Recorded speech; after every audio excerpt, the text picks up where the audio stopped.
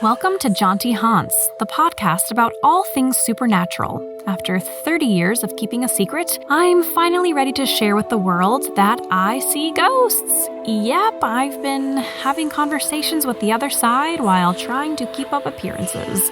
This podcast is all about getting spooky and connecting with others who might also sense, see, or feel things beyond the ordinary. We'll swap true tales of the seen and unseen, and maybe even laugh about the weird stuff we've experienced. Whether you're a skeptic or a believer, come join me as we explore the paranormal. Let's connect, share, and maybe feel a little less crazy together. Welcome to Jaunty Haunts.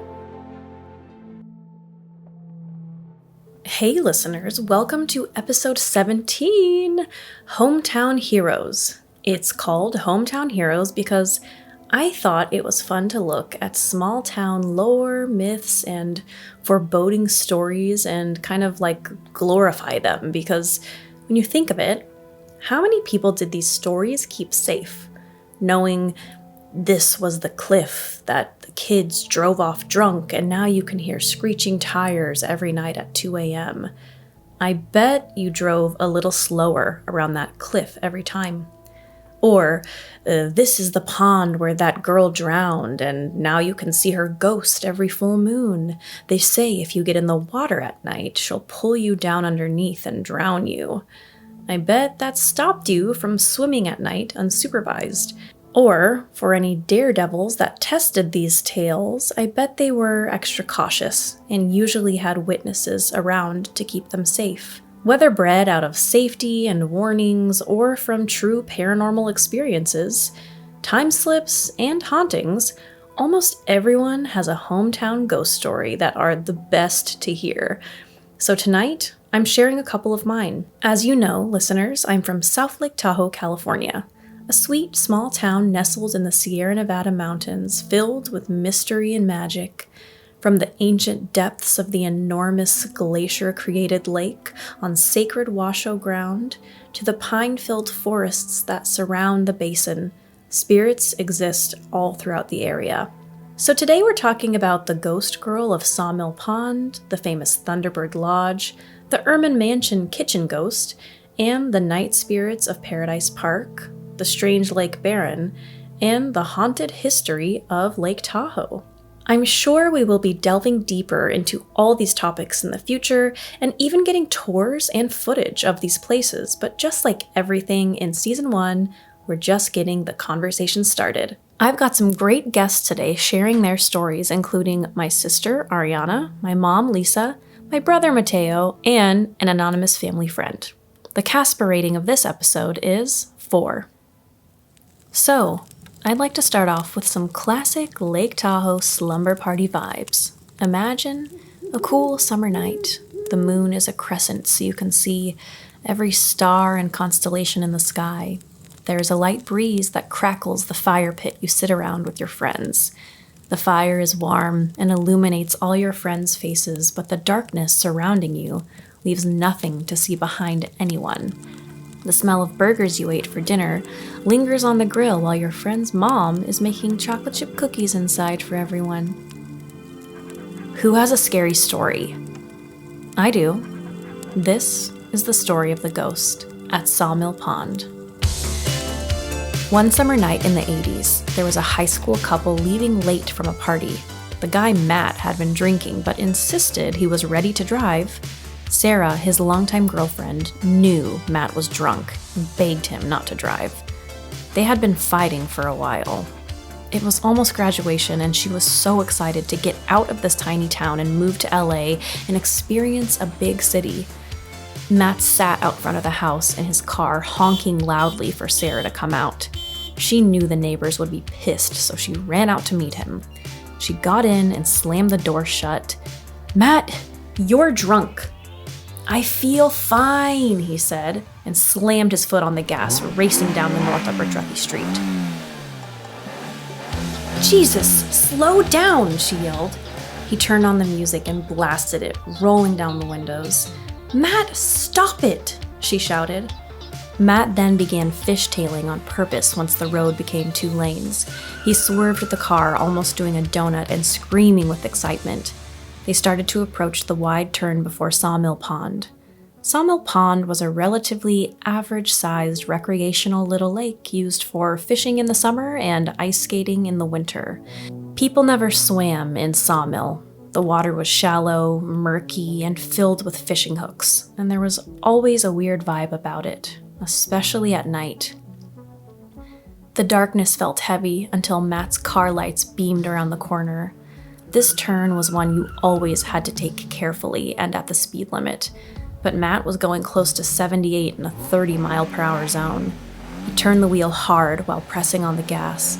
Sarah screamed and grabbed the wheel, trying to turn back, but the car hit the edge and flipped, soaring through the air, crashing hard into the middle of the pond. Silence.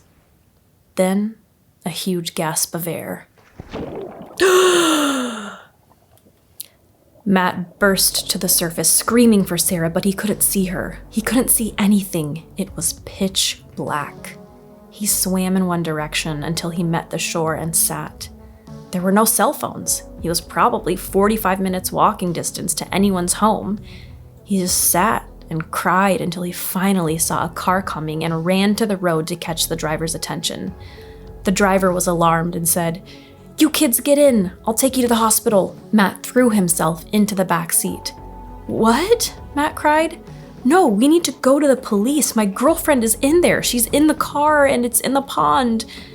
The driver looked in the rearview mirror at the back seat, startled, looking at Matt, dripping, bloody and bruised, and the glowing, angry girl next to him.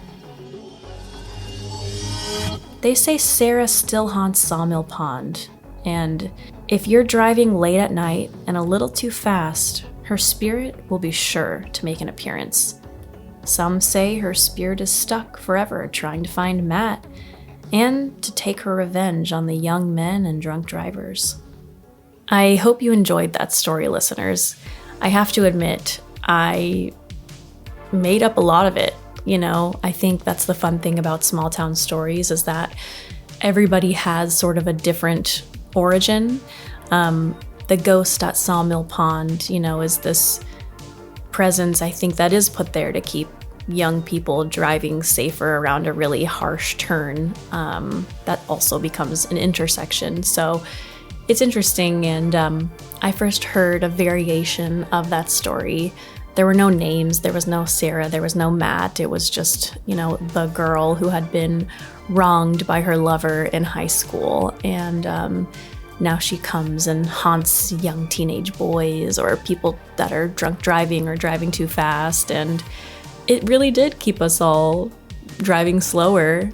And like I said in the intro, anyone who tried to test it by driving a little faster, honestly, usually got pulled over by a cop who was hiding in the bushes nearby. So anyway, I think that story is always a fun one and has kept lots of people safe. So cheers to her, and if she really is there, I'm not really looking to investigate unless you guys really want to see it.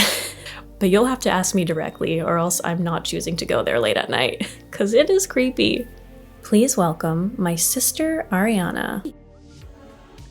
Here I am in hometown of Lake Tahoe with my sister, Ariana. You want to introduce yourself? Hello, pod. I'm Ariana. You just talk normally, you don't have to lean in.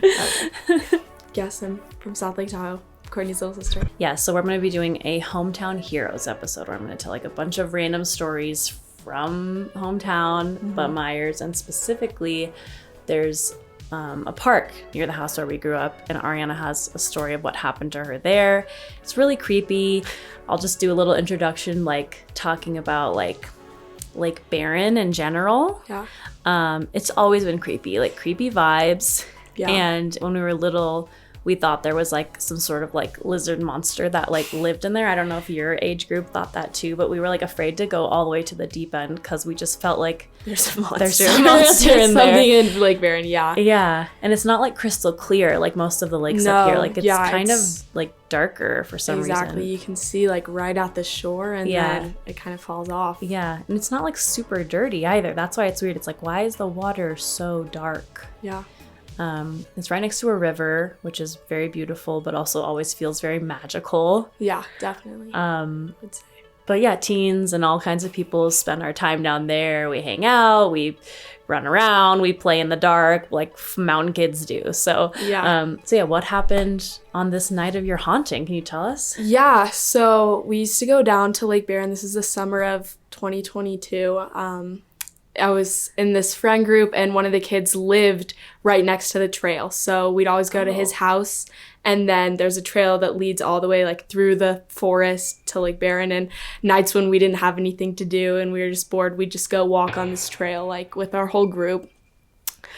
I remember this night just being kind of like eerier, I guess. Like it was just like we would like some people would kind of fall behind, or like it's like usually like the group would all walk together, and then it was like this night it was like disconnected. Exactly, kind of in a sense. And then we got down to Lake Barron. And what was the sky like? Was it a dark night or was the moon full? Because the moon makes such a difference down there. Do you remember? Yeah, I don't know. I always my thing, I always look at the stars. Yeah. That's like my thing. And I remember it was like the stars weren't as bright that night, if that makes sense. Yeah. Because Tahoe, you can always see all the stars and stuff, but I think maybe it was just a little bit cloudier. Yeah. But yeah, I remember like that was what I noticed. I don't really remember anything about the moon, so to say. But yeah, we got down to the lake and there was nothing really happening at the lake. It kind of felt normal. We all were just kind of walking around, talking, catching up. Like I think I had just gone back from a trip, I think.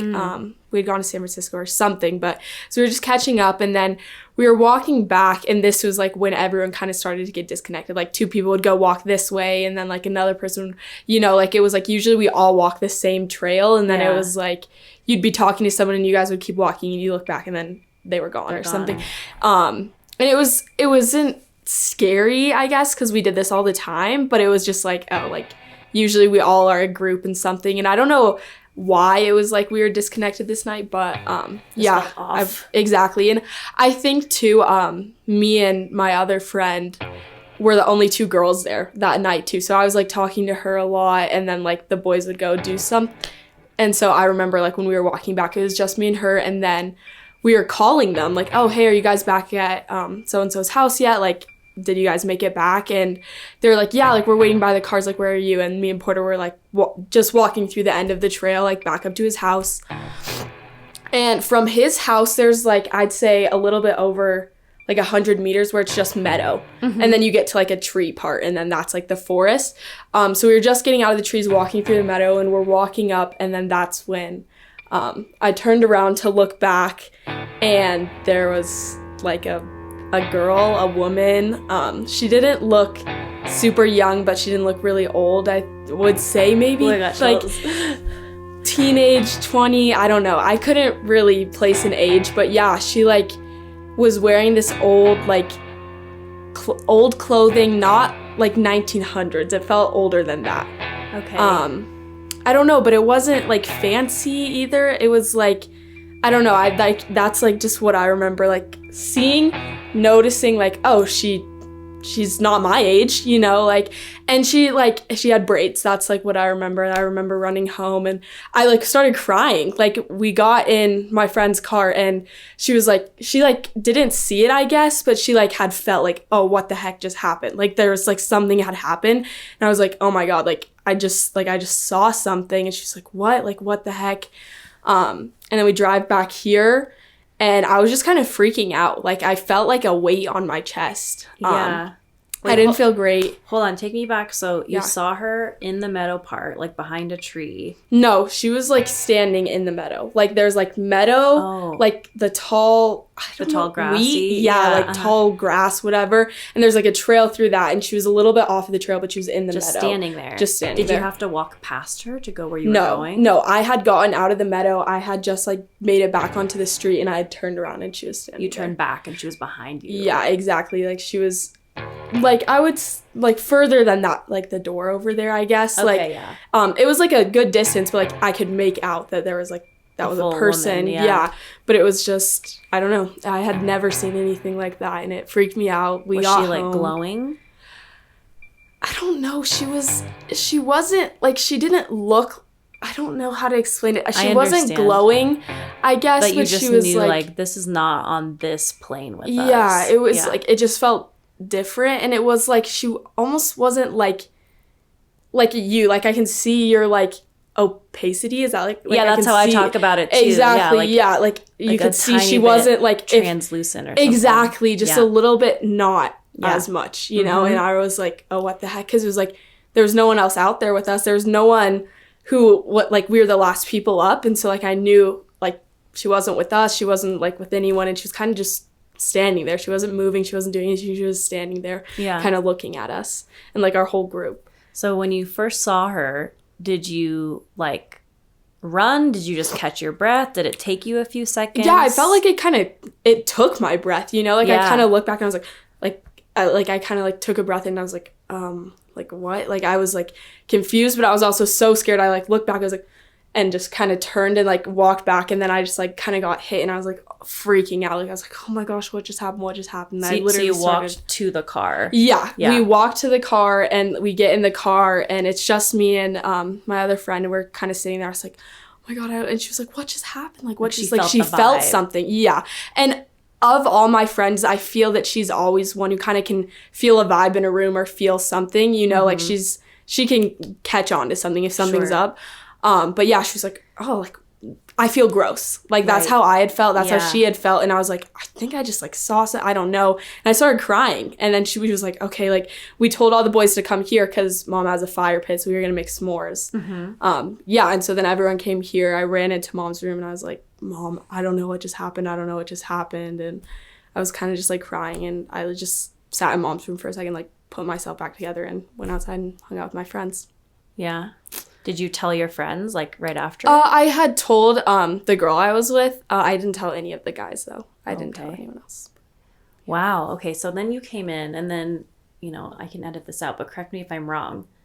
Mom said that you, like, couldn't sleep because you were so scared. Yeah. You kept, like, seeing her or feeling her or just thinking about it. You were just, like, what was it, living in you? Or yeah, I didn't see her again or something. It was kind of just, like, the feeling, like I said, it felt like a weight on my chest after. Yeah. And it kind of carried into, like, the rest of the night. And then, like, in the morning, I woke up and I felt fine. Like, I feel like I slept fine after I did fall asleep. But it was kind of just, like, I had never experienced anything like that. And then I'm just sitting in my bed, like, what just happened? Is this gonna happen again? Like, am I like, you know, just kind of like thinking over like what had just happened, because it was like I felt like I kind of like got really scared, talked to Mom, went outside, kind of just like talked to my friends, and it kind of felt like I was like putting like a shield on. Like I was like, I'm just not really in this conversation right now because I'm really freaked out. And then I was kind of just laying in bed sitting and thinking about it. Yeah, it felt like a weight on my chest, and I was just thinking like, oh, what just happened, you know? Yeah. That's a good one. It's so crazy too that it was like right there. And I was picturing like, obviously, like the braids, was she like Caucasian? Was she white? Yeah. Yeah, and like almost like this like Donner Party exactly era. Yeah, like that's exactly like what I was thinking, like 1800s, not but like casual, very exactly, like not almost fancy. Like farm or something. Yeah. That's kind of that's pretty funny. It's just, I don't know, you always feel like an energy. It's kind of like eerie, as I said, and I feel like that's why we always would do it, because we're like, ooh, it's kind of spooky. Yeah, and then that was like, oh, what the heck just happened? You know, like, I was like freaked out because it was like, oh, it's spooky, but it's like we were always like, oh, there's nothing there, you know. It's just like, oh, it's Lake Barron, and everyone always talks about it's fine. Exactly, but... and then like as you're walking on the trail, like the river's right next to it, so you kind of hear the river while you're walking and stuff. And so I was like, oh, but I remember even like that night we went out last summer when it was like a full moon though, and we like went out to like do rituals, and I was like I feel like we kept hearing like someone like stepping on sticks, like it was cracking. I remember. I feel like we had like looked back or something. I didn't see anything, but it just felt like, it always feels like, I mean, anywhere up here for me, I don't know about you, but like at night, if you're out in the nature, like I never feel alone, which is kind of like special, but it can also feel kind of like really scary at the same time, because it's like, oh, it's so beautiful, like you're one with Mother Earth, like there's stars and this, you hear it, and there's animals, and then like it can so easily turn, and then you're like, oh. Hi, this is Brian O'Connor. And I'm Michael Duran. Horror fans, it's time to get your fix with Opening Kill, the new podcast where we dissect everything terrifying in the world of horror. From the latest movie news to an in-depth look at a feature film and a peek at chilling horrors to come, we've got you covered. Whether it's gore, suspense, or supernatural thrills, Opening Kill is the ultimate horror deep dive. Listen to Opening Kill on your favorite podcast platform every Thursday, if you dare. Yeah, we went to over the summer. We'd always go to the docks. Yeah. Oh my gosh, what beach is that? Where the dock is? Yeah. Camp Rich. Yeah, exactly. We were at the Camp Rich docks, so we'd always go there. Definitely feel stuff there. Yeah. Yeah, we went. It was Breck's last night this summer. We had gone, and it was and we brought blankets because we were gonna stay here, and then we were like, oh, let's go watch the stars, and we're all just kind of laying. We're just watching the stars, and it had that feeling exactly like, feels like it's not just us here, you know? Like, it was like, oh. There was one night we're out there. Yeah. And we were all like, you know, looking at the stars, and like literally same thing. We heard like literally someone running full force as fast as they could, like towards us. Like, but we were like laying, so we're like, oh my God, who's running? And we look and there's no one, but we still we're hearing like boom, boom, boom, boom, Really? boom, boom, boom, boom, boom, like running closer at us. And then it just stopped like right as it got to us. Oh, that's so... We were like, we're gonna go. Yeah, I know that last year, I mean, it's not my grade, so I like don't exactly know the story, like, so to say, but the kids a year older than me were there one night over the summer.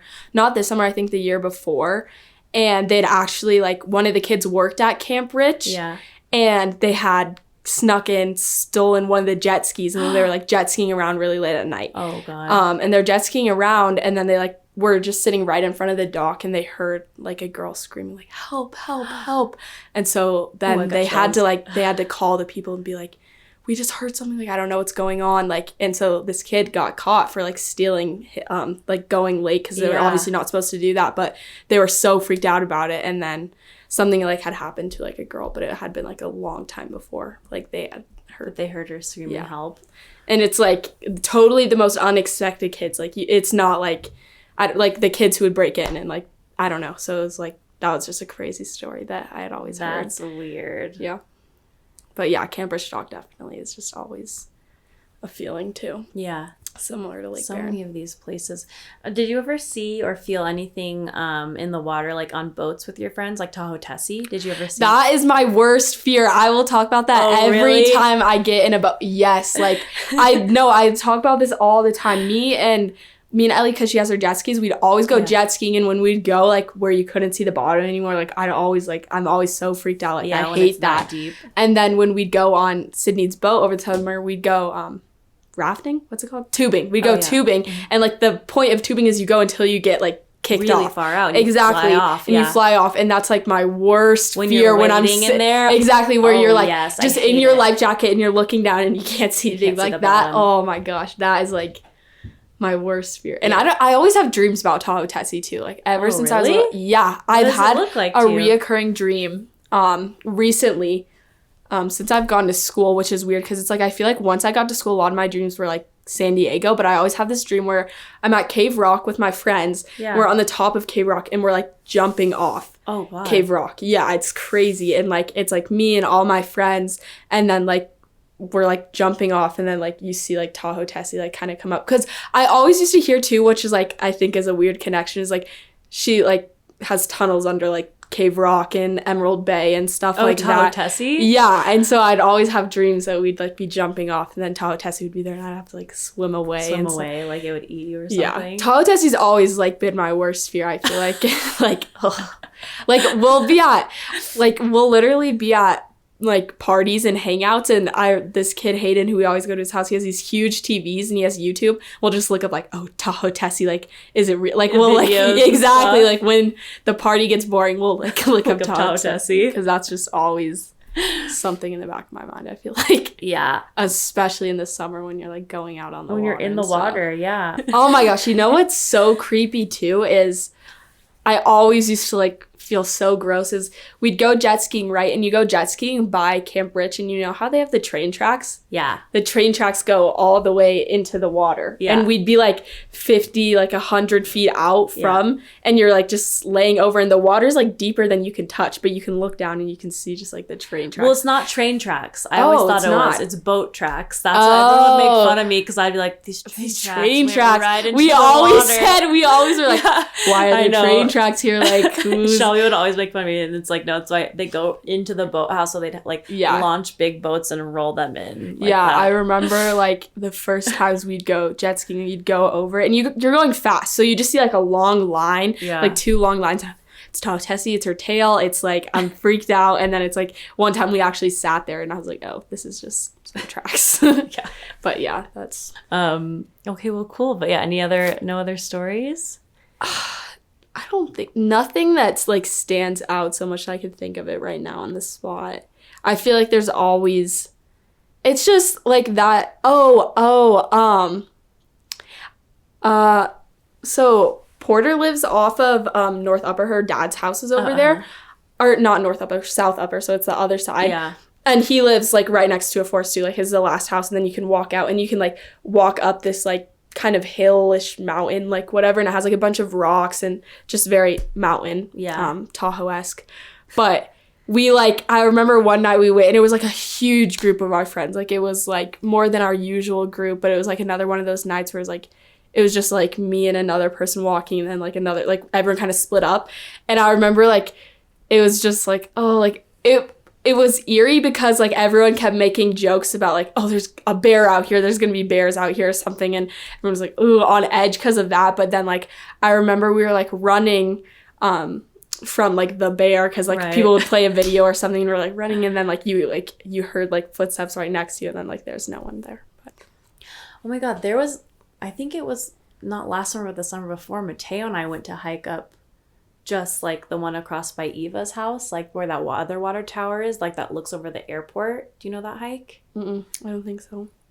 I can't remember the name of it. But anyway, I was like, oh yeah, it's an easy one. Jordan and I went on that hike one time. We did like the lower half, I think. But anyway, Mateo and I were walking up. We got to the part where the water tower is, and we both just like, and like looked at each other, and I was like, I got a bad feeling. He's like, I do too. And I was like, maybe there's a mountain lion, because like mountain lions had been big that season. So like maybe it was literally a mountain lion, but like we just felt like we cannot walk any further. Like, I feel like that's tired, such like that's such a Tahoe feeling, right? It's like, you'd be like, you get a feeling, like, you're like, oh, it's a bear. Fine, like though. Exactly, like, oh, it's a bear, like, oh, it's a coyote, and then like sometimes like, oh, well, maybe it's not, you know? Yeah. That's what I always feel like is like someone else's territory. Exactly, like walking the bear, and that's how I always felt like you're like, oh, you have that gross feeling, but it's because there's probably like a coyote out here or something. Right. You know, like you're on edge, and I feel like you always think you're on edge because, oh, there's just a critter out here, but like, I don't think that's always it. Yeah. Oh, very fun. Yes. Thank you for sharing your stories. Of course. Bye, pod. Bye, pod. Bye, cool friends. Please welcome my mom, Lisa. Okay. I'm here with my mother. Please tell the story of who this man was from the beginning again. George Whittle. He owned the Thunderbird Lodge. It was his home. It was his private residence. It was built in the 1930s. But no, I mean, just every time you go and you hear a different, the docents, everybody has kind of a different thing that's interesting to them. So I would just walk through on the tours and listen to all of them tell the stories and things that they had learned, and a lot of them are older, so they may have been someone who lived here forever or something someone had told them. And then after a couple of years, I'd done it so many times, I got to do the tours myself. So it would be like, hi, I'm here for not a tour with a group of people, but like our site visit. So they would just, we'd come in, hey, we're going to be here. They'd greet us, say hi. If they were busy, they'd let us take them down on the tour. So I've been all over that property so many times, and it's so special. Like it is. Okay, wait, now tell the ghost stories though. What are the most famous? The guy who died in the pool house? Well, so that is the one. I mean, I mean, that's the part, I guess, like the property itself, like when ghost hunters wanted to go there, they said no. Yeah. They turned it down. They were like, that's not what we want to be known for. We want to be known for his legacy and, you know, the special. So that whole shoreline of Lake Tahoe is undeveloped because of him. Because he didn't want neighbors, he owned everything from Incline to Glenbrook. And that's also the part of Tahoe that has like the clearest water. When you see the pictures with all the boulders, like that was all because of him. So they're like, that's, you know, that's not what we want this to be about. But yes, so the story of his head worker, what looks like it was the pool house, he was traveling and he came home and he found like his head engineer passed away on the floor in there, like ladder spilled over, tools and body. And he was so superstitious. He did take the body out, but he left everything else and sealed it with a steel door. And the door was closed for I don't even know how many years until the Preservation Society took it over. Like the Dreyfuses bought the house. Somebody else owned it. The door had never been opened. And so when they first, like, you know, they reopened it, like when I started doing tours there, the ladder, the tools, like everything was still on the ground exactly as it had been left. And I was with a couple clients on a site visit one day. And I had been on the tour a million times, never had anything abnormal happen. And we were walking down through the tunnel, you know, I'm telling the story and I get so excited. And so, you know, you tell the history of him and then you talk about the lights and you put off the horn and then you go down into the tunnel. You pass where the little lion's den was. And then there was a second door that they actually thought was storage. I love this. They thought it was storage. And then once they got in there and cleaned it out, it was an opium den. Like it has the fireplace, it has like, you know, all the design on the metalwork and stuff, but nobody knew that. I mean, that was maybe like 10 years ago they figured it out. That's crazy. And I've been doing events there for 26 years. But nobody knew. It was just shoved with like old summer furniture and boxes and other things. And they just thought it was storage. And then when they pulled it out, it's literally all these like little area beds with like, it was crazy with this amazing fireplace. So super crazy. But just past that is where the stop is. So we stop and I'm telling the story of, you know, that piece. And this lady, and she was so funny. She was like, we had talked earlier and she was like, oh, I don't believe in ghosts. I don't believe in anything paranormal. And I was like, but it's still an amazing tour, you know? So we get down there and as I'm talking to her while looking at her, like the hair on her arm stands up, the hair on her head, like as if she had touched, like she was shocked, like with some type of electricity. Her already large Texas hair is up and the lady next to her and both of us are like, oh my gosh. And she just turns and looks at me. She goes, something just walked through me. And I was like, nobody knew what to say. I mean, visually you could see like her hair was the static coming all around like her hair. But she goes, look at my arms. All the hair is standing up. And we were just having a conversation with the three of us. The temperature dropped at least 10 degrees. Like you just felt this chill. And literally her eyes were the biggest golf balls. And she turns to both of us. She goes, oh dear, something just walked through me. And God. She was the one who before was like, I don't believe in any of this. Like, and then we continued on with the tour. Like, okay, well, let's head on down to the boathouse. But watching that happen, I was like, you know, it wasn't scary in any way. It was just like, you just felt the temperature drop. And then like, it was literally like we were seeing it happen, except you couldn't see anything. You just saw what happened to her body.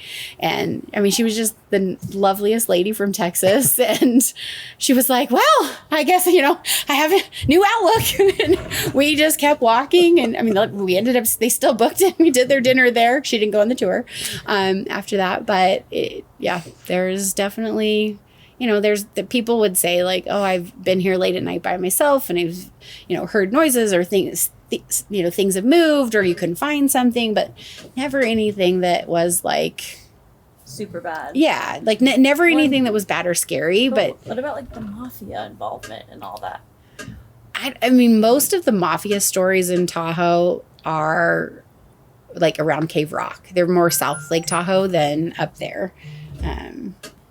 But beyond that, so Cave Rock goes through the cave now, but it used to go around it, like wagon train kind of era. So the bandits used to sit up above and the road went around, but there was nowhere else to go. So they would jump down, hold up the carriage, like, shoot the people, take everything, whatever they didn't want, they'd push over the edge into the water. Oh. So that's one of the places where people go snorkeling, because you can snorkel in Lake Tahoe now. They go snorkeling in there because you can find like old plates and glassware and like stuff that the bandits couldn't carry and easily move with them. But they say that was that's where they would hold everybody up that was coming up to the lake. We had a tour guide actually who worked for us, who worked for UNR for many, many years, an elder gentleman. And I mean, it's just kind of basically been passed down. And they say that when Jacques Cousteau came to Tahoe and went down in his little pod, that when he came back up, that the only thing he would tell anyone was, the world is not yet ready for what I saw in Lake Tahoe. Now, that's where it comes back to, like, most people assume it's because the lake is so cold, the bodies are preserved, and there was a lot of mob and other activity. So, you know, that people say there's a floating graveyard at the bottom of that area of Tahoe. But the water's so cold that the bodies would be. Yeah, at that depth, they're preserved. Yeah. Or the elephant. Yeah. Wild. And that was all logging, because they were logging it for Virginia City. Can we talk about Virginia City? Do you have enough energy? Yeah, I don't know that I have any. You had a good story in the saloon. You said you thought you felt something touch you or something, right? Gosh, yeah. Oh, that was so long ago. Were you working an event? Or? Yeah, so we had an event for like 360 people, and so that's the crazy part, is that restaurant isn't there anymore. It closed down. Oh, just didn't do well? No, it underwent some new ownership, and the new ownership didn't fit well with the town, and some things happened, and there was a fire, and then they kind of closed and never opened up again. But it was, yeah, I mean, we used to do dinners there all the time. We probably did 40 dinners in Virginia City a year at the time. And it was so you have bucket of blood across the street, which sits on like the downhill slope. You have not been to Virginia City? No. Oh, it's so cool. So Virginia City is basically why Nevada became a state. Like, they found silver there. They thought it was mud, but they found silver, but it was producing so much money kind of at the same time as the Civil War was happening, that a lot of the money from Virginia City was going to support the Civil War. Which side? They were supporting the North. Uh-huh. So they became a state, but a lot of the money that came out of Virginia City went to build San Francisco as well. So names that you'd be pretty familiar with, like Hearst, who developed, the paper, and William Randolph. Hearst. Yeah. But a lot of their money came from Virginia City. So like at one point I think it was like in 1863, they had like thousands of millionaires. There was the Millionaires Club. Like, you were a member of the Millionaires Club in Virginia City. It's all mines underneath it, but it's a historical town now. So it's like the largest living historical monument. And I mean, it was like where we used to do our events, it was the same family that owned, like, we would go to the Way It Was Museum.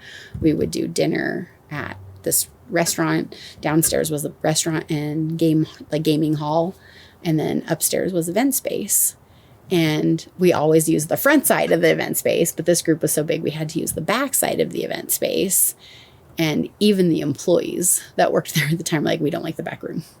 And it kind of looked like somewhere where they may have done weddings, like just this very bright kind of gaudy wallpaper in the back room. And so there's also the big one when you watched it on TV. That's the Silver Club. Mm-hmm. They say is haunted. There's the one that has like the female prostitute who passed away in the bathroom. And there's this like painting of not even a painting, a picture of a woman on the wall. It's made out of silver dollars. The whole wall. It's like 20 feet tall. That's the lady right there. The Delta Saloon. That's what it was. Okay. I was like, oh my God, how can I not remember that? Yeah, it was the Delta Saloon. And but the group was so big we had to use the back room, and the servers were not happy about that. But we all just assumed they were like being overly dramatic or lazy because they had to set up a second bar and a second buffet. Yeah, there was definitely something in the back room. Really? Yeah. And the suicide table was downstairs in the gaming room. The suicide table? Guys would come in and gamble, and they would lose so much money, they would shoot themselves. So the Delta Saloon had the historic like suicide table there in Virginia City. Wait, but what experience did you have? Do you remember what happened? We were standing in there. Elena was with me. Yeah. It was Elena and I. We were in the back room that nobody wanted to use because we had put our stuff in there. Like we always tuck our stuff like underneath the table. Elena and I were in there. Yeah, it literally felt like somebody touched me on the shoulder, but I don't remember seeing anyone. Yeah, it's okay. It was just like, yeah, like literally standing in there like somebody had gone and nobody was there. And she was like, oh. Because Elena was not similar, but like sensitive. And she would be able to like notice stuff. And she was like, oh, we need to get out of here. Like wasn't feeling like it was a good spot. Like, I feel like anywhere with a suicide table isn't going to have the best vibes. Yeah. So for Hometown Heroes, I do have a couple more stories that are very related to Tahoe, my hometown.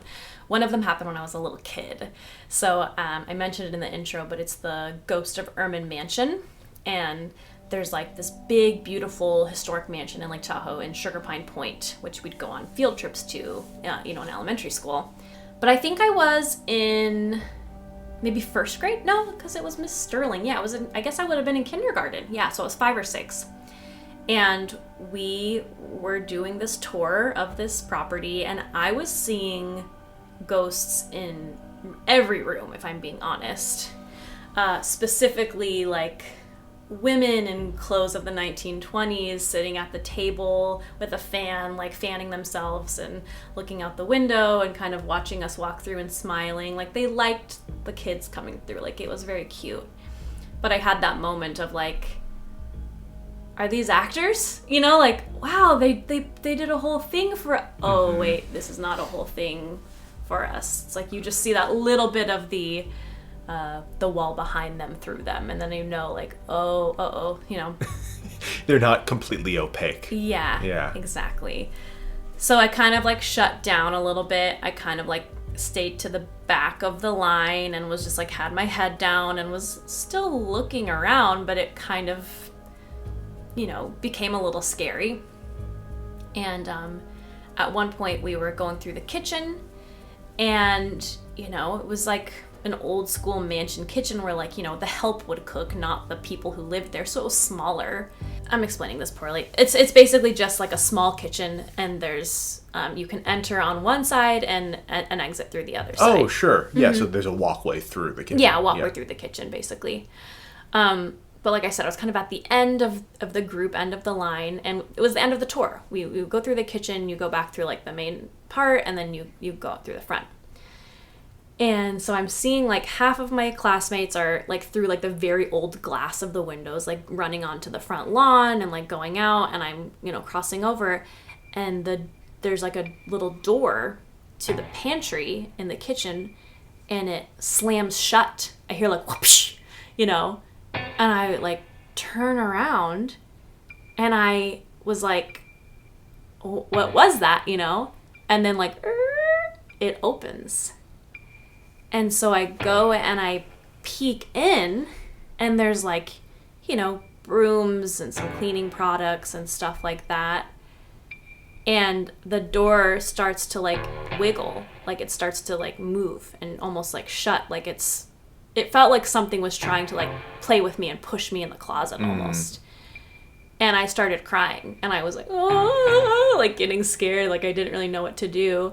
And I hear my teacher like come running in, and she's like, Courtney, get out here. What are you doing? And I was like crying, and I like, run out. And she's like, what happened? And I was just like, nothing, like I didn't say, obviously. But yeah, definitely little kid ghosts in there that were like trying to shove me in the closet.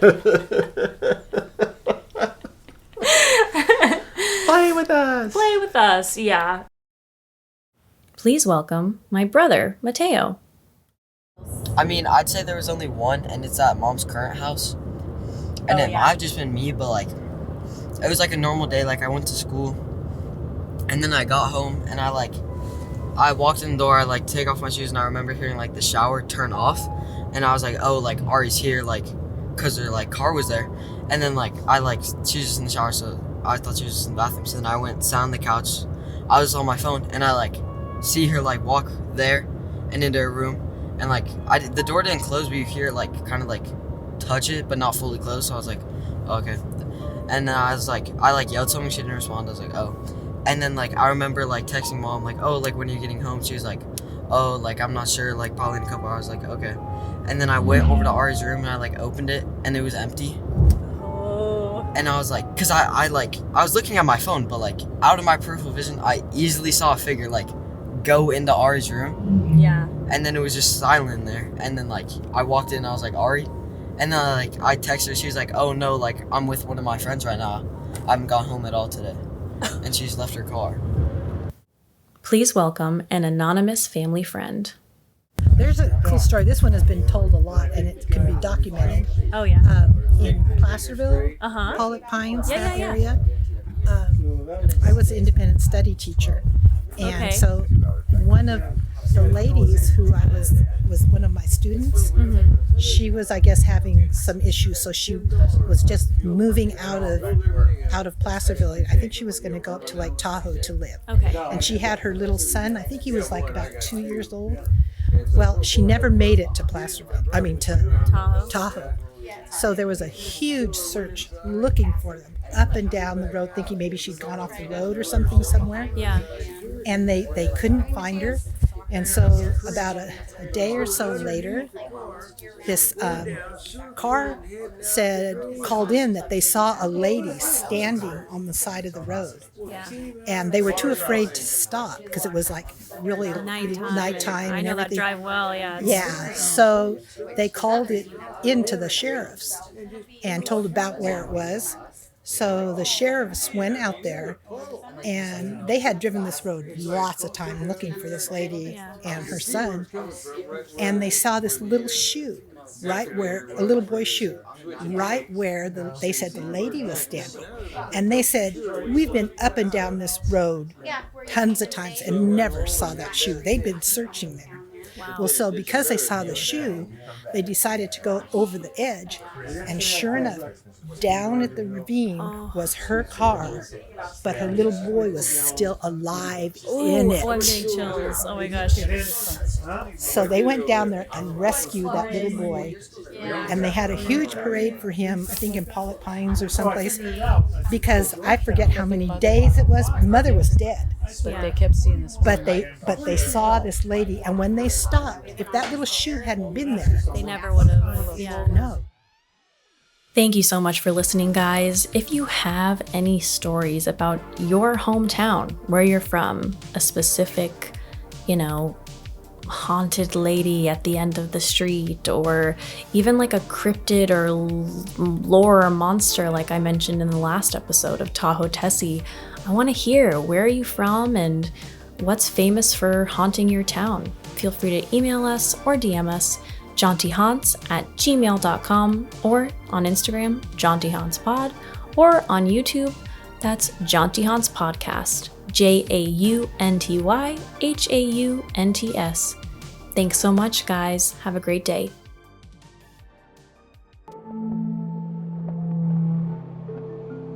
Thanks so much for listening. Remember, you are not alone if you've ever heard a bump in the night or caught something out of the corner of your eye. There are countless others who experience things they can't explain. And this podcast is your safe place to listen and share. Also, I want to remind everyone that this show is for entertainment purposes. I am not a professional paranormal investigator. I did not go to school to study this. I can only speak about my firsthand experiences. And with that, I'd love to mark the importance of spiritual inclusion.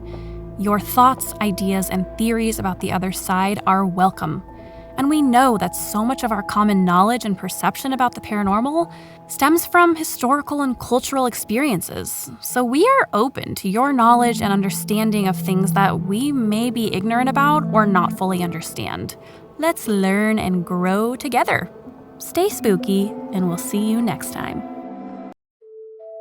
Hey, ghoul friends! Got a spooky story to share? Well, I want to hear about your haunts. Whether you've seen a ghost or something unexplainable, send your supernatural experiences to us at jauntyhaunts@gmail.com.